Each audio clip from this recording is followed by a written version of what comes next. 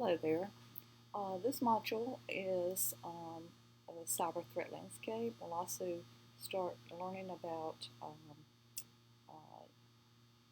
the different job roles across many industries that are um, safe, ethical, and illegal ways to improve your understanding of computer science and cybersecurity. But we'll first start learning about the U.S. initiatives to define um, and guide a legitimate cyber career pathways and some of the areas that are vulnerable to attacks. So, um, originally, the IT support were considered the only ones that had the responsibility of cybersecurity. However, that is falsehood. We all have the responsibility of to properly secure and defend our networks, companies, national security, our families and friends, and most of all ourselves and our own personal information. But we must also learn how to improve those security and defensive postures while also learning how malicious actors or hackers operate. So let's go ahead and start talking a little about the cyber threat landscape. So cybersecurity professionals are warned that in 2022 um, will be a wave of crime or cybercrime um, against enterprises. In the past couple of years, cybersecurity is already a fast-moving sector prior to COVID-19, but the emergencies of remote work, supply chain challenges, and accelerated shift to the cloud have exacerbated an already precarious situation for IT and security professionals. The cyber threat landscape is becoming more automated and sophisticated, and also more dangerous. So, some of the uh, areas that we see that is happening is ransomware. Ransomware attacks will increase, um, and the impacts of double extortion and crimeware as a service will continue to plague businesses worldwide, according to um, Brad Laporte of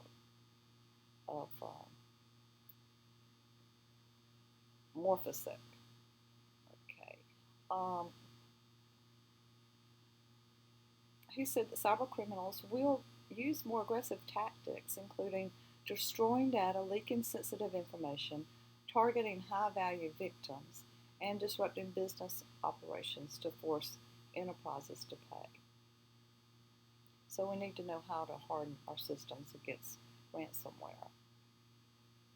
Next, everything is moving toward the cloud, including cyber criminals. So, and they have had attacks on cloud infrastructure, and it seems to be by Gartner, according to Gartner, by 2023, 70% of all enterprise workloads will be deployed in the cloud, and um, and some their in-platform services, up from 40% in 2020. The cloud grants businesses greater agility and flexibility, but also opens up new vulnerabilities and opportunities for cyber criminals to target businesses. Okay.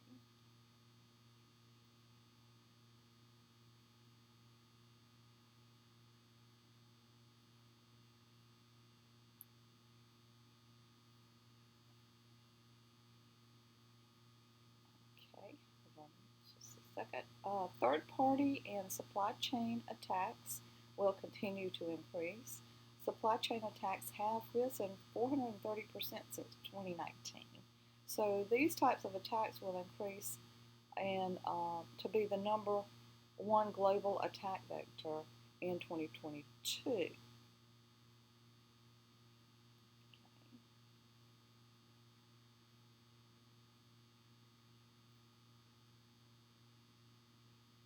So the Damage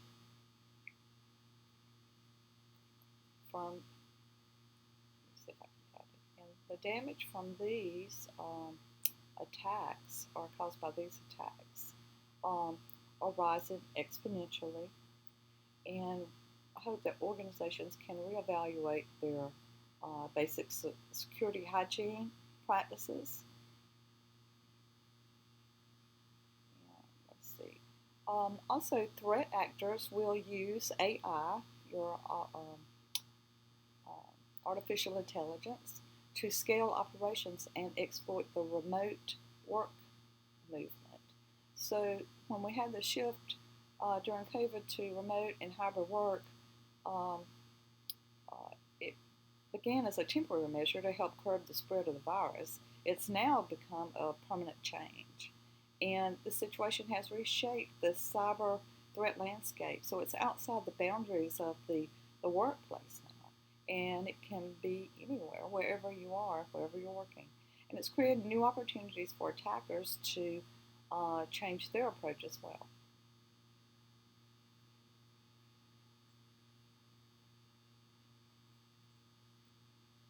And then there will be an increase in backdoor beacons for human operated attacks. So um, we'll see a jump in the number of beacons deployed for human operated attacks. Um, the attacks may not end with the attacker distributing ransomware either. In addition, we'll likely see an increase in attackers deploying miners and resource or bot utilization to make a quick profit. You will also probably see the ransomware attackers now attacking your servers, your backup servers, so that way you can't. Um, it will increase their pay, if you will, or increase their profits, because if you have backups, then there's no need to pay the ransom. So look for the ransomware attackers going after or targeting the backup servers as well, or wherever your backups are. Okay.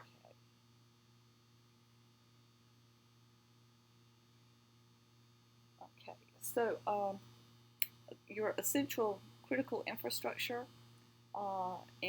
has about 16 whose assets, systems, and networks are considered vital to the United States. And so, if they're incapacitated, then it could be a national economic security or national security threat, national public health or safety. These fields or these areas are highly regulated, and they have to comply with several government initiatives.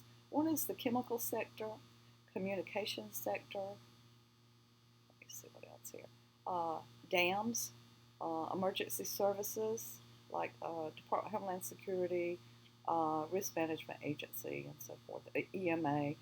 Financial services sector is also one that you're very much interested in. Commercial facilities, critical manufacturing, defense industry-based sector, the energy sector, food and agriculture sector.